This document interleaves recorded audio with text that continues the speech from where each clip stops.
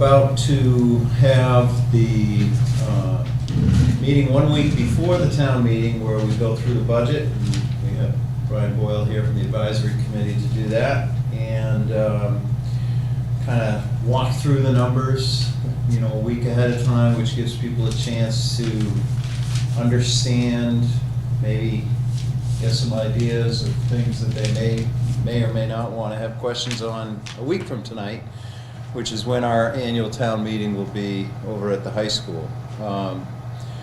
And if there's anyone else who is here or shows up that has any comments about the town meeting that they want to share, that's certainly fine as well. But we'll start it with Brian, and I guess you'll take us through your presentation. Yeah, sure. Thanks, Doug. Apologies for the color of the presentation. We haven't used this projector in a while, so I think it's just warming up. But hopefully you'll be able to see all the main information we wanted to convey. So this is the slide that we typically lead with because it presents the operating budget. Basically all the stuff that we need to fund the town's operations, including the school districts. So this year for FY24, there's a proposed operating budget increase of 6.07%, bringing it to $29.1 million. And the next slide shows the total budgeted expenditures, and you'll see there's not a huge difference. The previous slide was 29.1 million.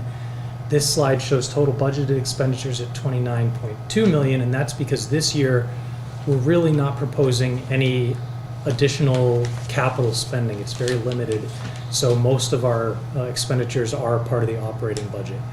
The increase in total budgeted expenditures from last year is 5.62%.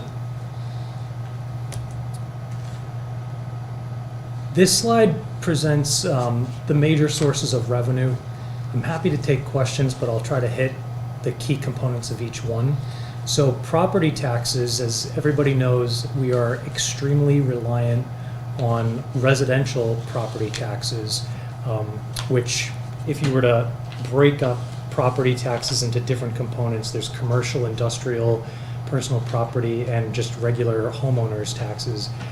The homeowners are like 94% of that number that you're seeing up there. In terms of our total revenue, it's a 90%, and it's 26.1 million.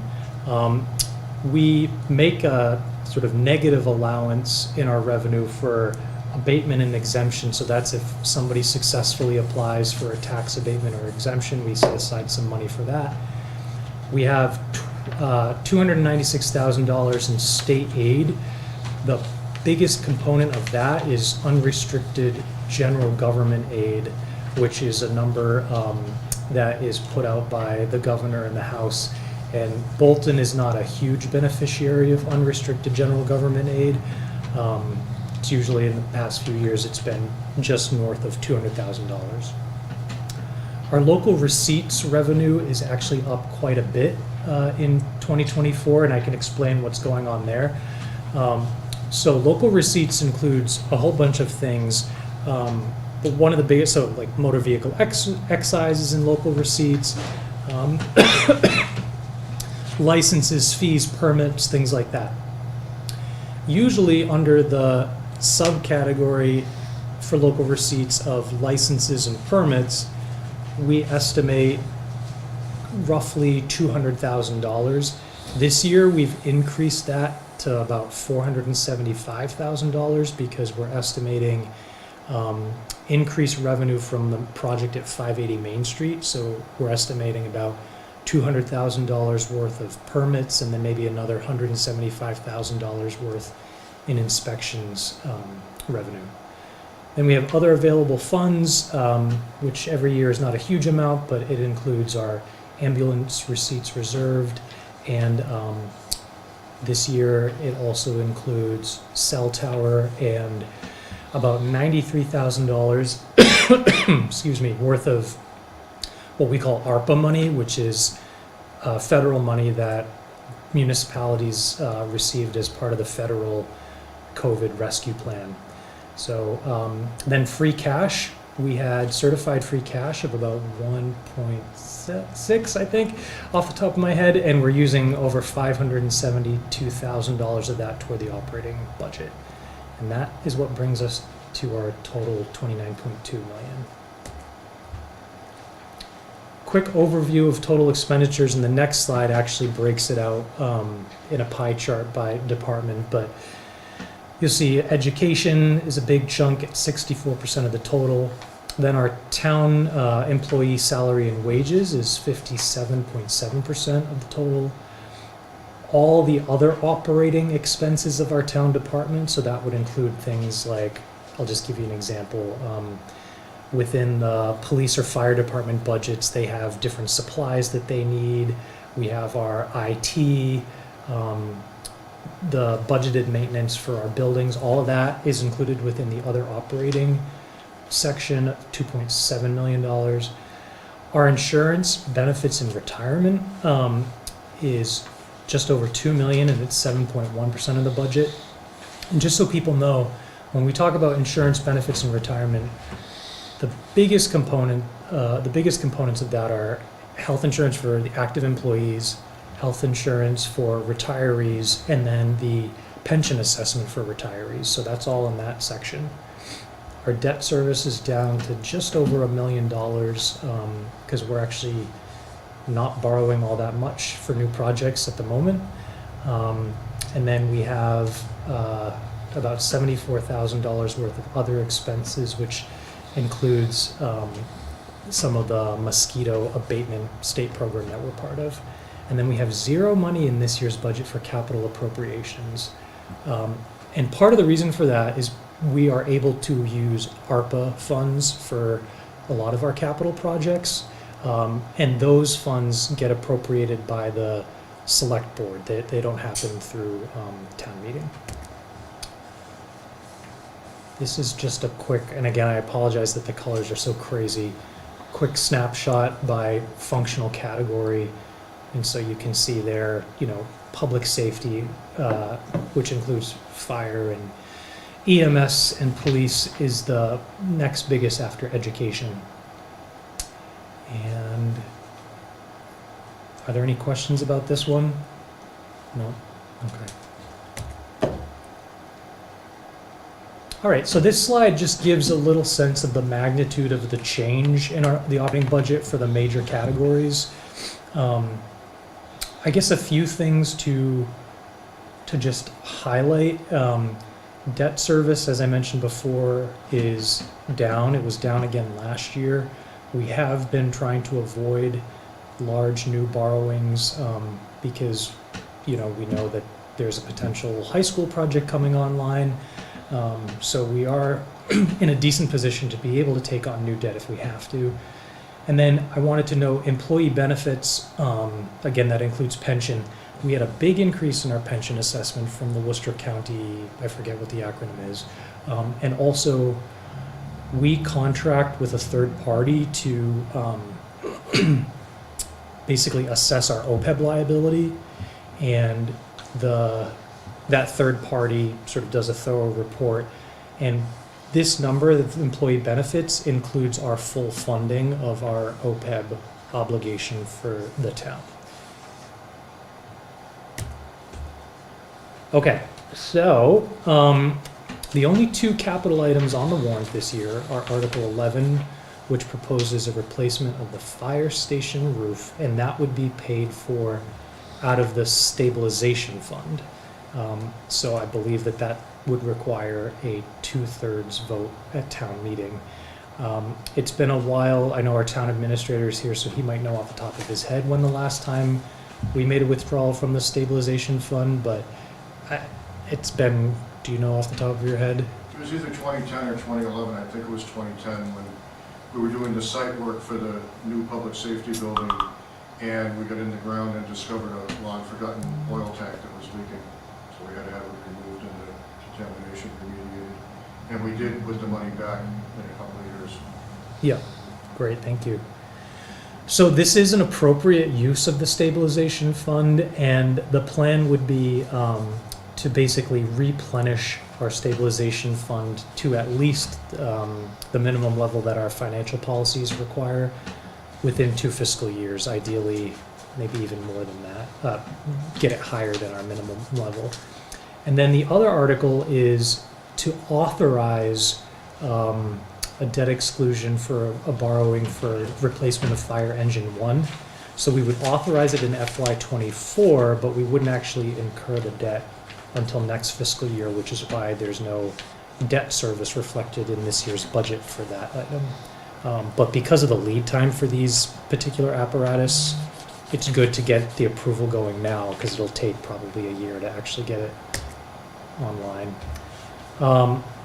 Okay, so we have our financial policy targets, which we're doing pretty well in. And again, the colors is off, so I'll tell you what you're supposed to be seeing. So for our target of certified free cash, we try to get certified free cash of 3 to 5% of total budgeted expenditures from the prior fiscal year. And so this year, when our certified free cash came in the fall, it ended up being 4.29% of last year's budgeted expenditures, so that's good. We're right in the sweet spot there. The next target is that we maintain a free cash balance of at least $350,000 as we head into this fiscal year. And we're doing well there. We're actually going to have a balance of over $600,000 because we're not using up all of the free cash that was certified. Now, I just want to point out, it's good that we're rolling over with a pretty substantial free cash balance, because next year we're probably going to want to make an appropriation to the stabilization fund. So at least we know we've got like at least $600,000 of free cash next year to play with in order to make that kind of appropriation. The next target is that our general stabilization fund should be at least 3 to 5% of the current operating budget. And the box around that should be red, because if town meeting approves the appropriation of $345,000 for the fire station roof, then we would drop below our 3 to 5% target. And so we have a plan in place to replenish the stabilization fund to get back to that 3 to 5% within the next 2 fiscal years. But we just want to be clear that by making that withdrawal, we're dropping slightly below our target. We are still okay in terms of our overall reserves, which is free cash plus stabilization funds plus overlay reserve, because we're going to be at 6.35%, and our target is to be between 6 and 10%. Then we have debt service payments at no more than 5 to 7% of general fund revenues. Right now we're at 3.7%, so we're well under that limit. And then finally, we've really tried to stick to a commitment of funding 100% of our OPEB annual required contribution. And this year, we are able to do that because of the free cash that we are putting toward the operating budget. And then this is actually the last slide. I want to emphasize that this is estimated figures based on preliminary analysis from our Board of Assessors. So you see that they are estimating a change in average single-family value from $712,000 to $769,000. That's the average single-family value in Bolton, change of $57,000. They're estimating that the tax rate per thousand will go down because they're taxing on higher valued properties. So the tax rate would probably go from $1,750 to $1,674. But the average single family tax bill is likely to increase by $414 to $12,878. So those are just all averages. Obviously, if your home is valued differently, then the numbers will look different for you. But that's what we're anticipating based on what we know now. And then this will be finalized next November or December. And that's the presentation, but I'm happy to answer or try to answer any questions that folks may have. Does anyone have any questions? about Brian's presentation. This might be a little off topic, I'm not sure, but at the meeting for the school project, there was discussion about the height of the roofs and us not having a ladder truck, and that something at some point would have to be arranged to make provisions for that. And I didn't know if getting a ladder truck was one of those provisions, and if that is potentially in the near future. I don't know. Does having a ladder truck replace the need for this other truck, or we would need both of them anyway? That is a good question. I am not aware of whether the fire department has a plan for a ladder truck, although I would assume that they're in touch with the building committee. I don't know if Don Lowe knows more about that, or... Yes, the building committee, I guess more specifically, the architect and the owner's project manager, et cetera, have talked to the fire chief. Fire chief had concerns about not having a ladder truck that could reach a certain height. So there was also the discussion about, given the location of the high school, and Lancaster does have a ladder truck that can reach that height, if Lancaster might be a first responder if there was a fire at the high school. I don't think they've resolved it, to be honest with you. I think it's still ongoing, but you're right, they're definitely talking about that. I mean, basically, they said something would have to be worked out. They didn't really even say whether or not actually getting a ladder truck was one of the options, or if they had other things in mind, but...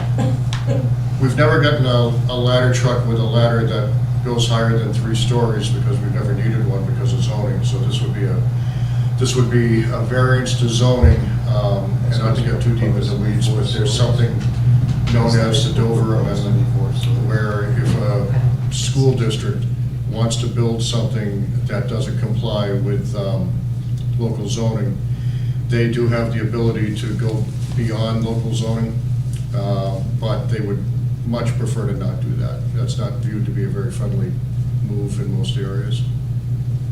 Would a ladder truck even fit in the current station? I think it would. We talked about that because there was, at one time for the Kane property, there was a proposal to build an apartment complex that was 4 stories high. And we had a lot of discussions with the developer about them buying a ladder truck, if that's what it took.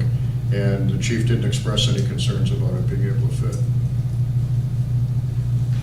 Since we're talking about fire engines, I'm curious why we're looking at a replacement fire engine at the 20-year life of a fire engine, when I recall in the past it's been 30 years. Do you know the answer to that? Yeah, the fire engine is having some issues, and we're able, if I remember the chief's presentation correctly, it would allow us to replace another vehicle along with it. So it's kind of a 2-for-1 with what the chief is looking at. Don't recall, I haven't read the summary for a little bit, so let me just take a quick look. No, actually it says engine 1's a 25-year-old vehicle, not a 20-year-old vehicle. In the Yeah. summary. You said 20, so. I meant to say 25. Okay. I said 20. Yeah, I think it's aging. I think it's aging more quickly than you might expect from a 25-year. In fact, in the summary it says, many of the major components of this 25-year-old truck are extremely difficult to procure. So we've been having a very difficult time getting replacement parts for it also. And apparently we've needed a lot of replacement parts. Okay, thank you. So can I speak? Allison? Is the equipment at the fire station experiencing greater usage because of the growth in the town? And are they being called out more often, and that there's just the wear and tear is causing our vehicles to not meet our needs? And then the other question is there some sort of built-in obsolescence with these vehicles, that once they're more than 5 years old, parts become more and more difficult to procure?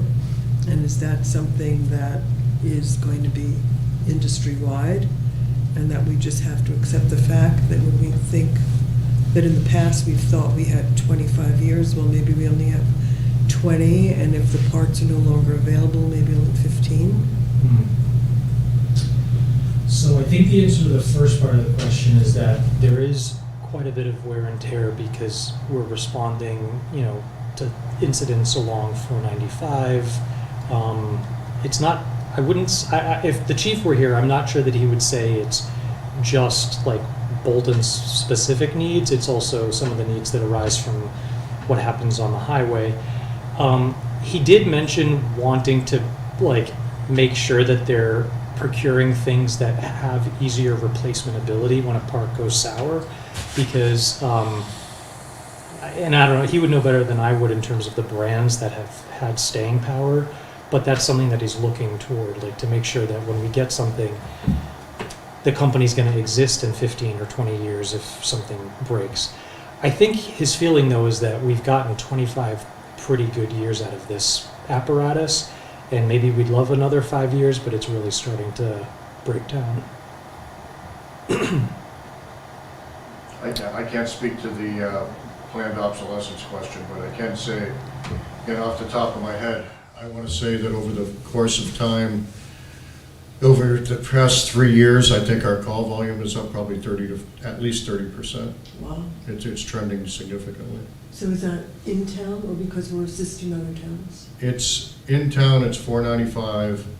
We're assisting other towns, and now part of the standard procedure is that if we have a motor vehicle accident that may have something leaking, of a certain nature, we roll a fire truck on that too, and we didn't always used to do that. It's a standard procedure used for the 6 towns that are in the regional dispatch. Does anyone else have any questions about the presentation or town meeting?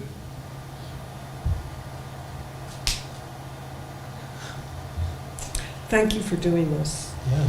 I think it's great to do this. Probably good for you.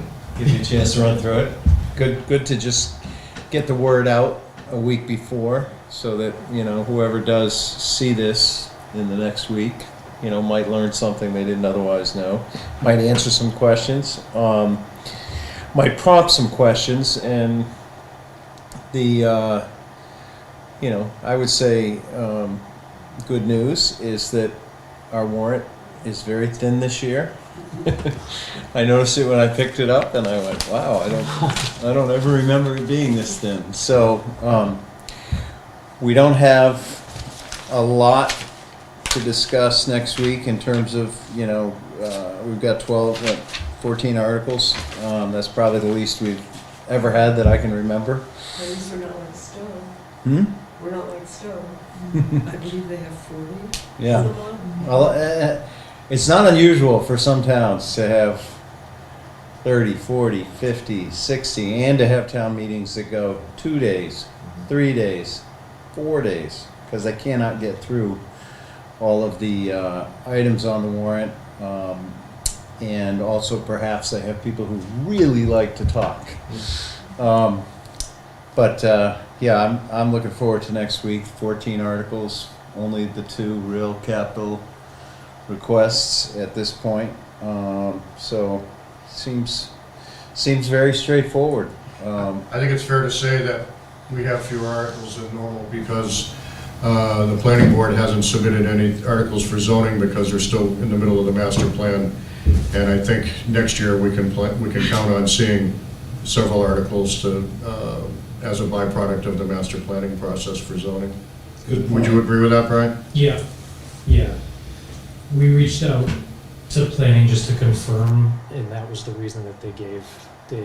They're holding off on any major articles until they have a comprehensive set. Makes sense. to wait until that time. Again, I would say it's extremely unusual that we don't have at least one or two planning board articles on the warrant. So, again, should be a pretty straightforward town meeting. Shouldn't be too much controversy that I'm aware of. I look forward to it. I hope everyone will come out next week. We still need to get a quorum. Exactly. We need 75 people. I don't think we'll have trouble with that, but it'd be nice to have, several hundred. But we'll see. Regardless, we'll be going through the entire warrant a week from tonight and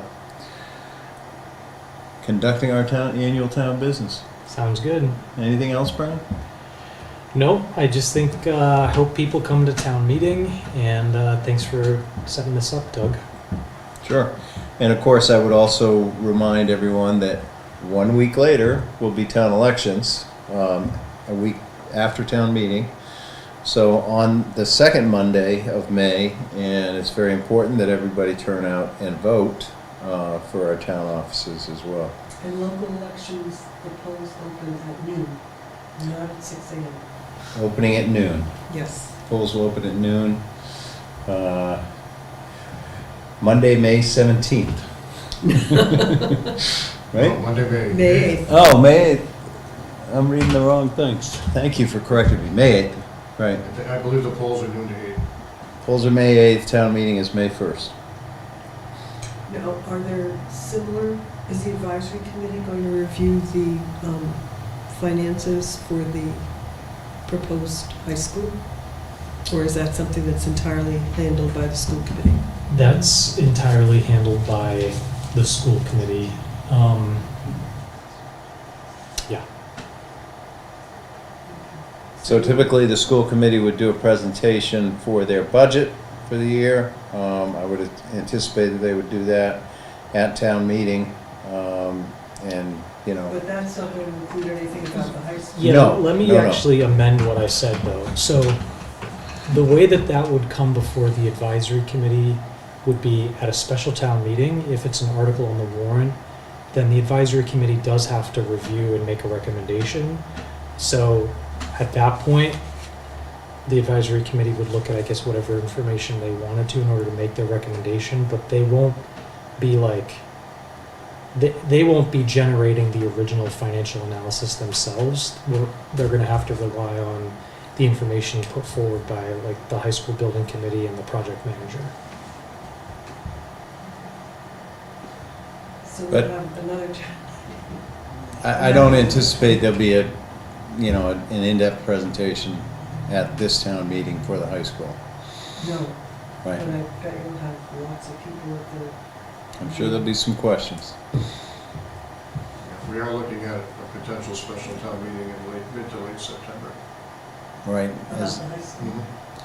So the potential, as Don just said, is that there's a likelihood that we would have a special town meeting in the fall, in mid-September, to discuss the high school, new high school.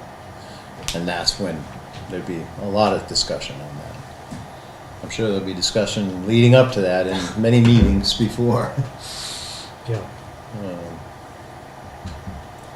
All right, well, thank you very much. Thank you very much for Thanks. organizing this. Thank you for coming.